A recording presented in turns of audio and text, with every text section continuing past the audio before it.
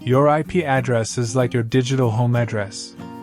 Every time you visit a website, stream a video, or download a file, your IP tells the internet who you are, where you are, and which device you're using. But what if you want privacy?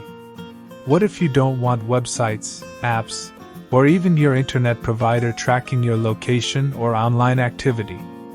The good news is, you can hide your IP address completely for free, and today I'll show you the simplest methods anyone can use. The first method is using a free VPN. A VPN redirects your connection through a different server, giving you a brand new IP address from another location. Some reliable free options include Proton VPN Free, Windscribe Free, and Atlas VPN Free. They're fast, safe, and don't require payment. Just install, turn it on, and your real IP disappears instantly. The second method is using a web proxy. Unlike a VPN, you don't need to install anything. Just go to a site like a free proxy service, enter the website you want to visit, and browse through their server.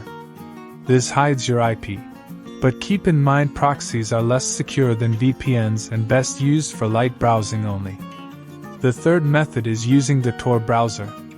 Tor bounces your connection through multiple encrypted layers around the world, making it extremely difficult for anyone to track you.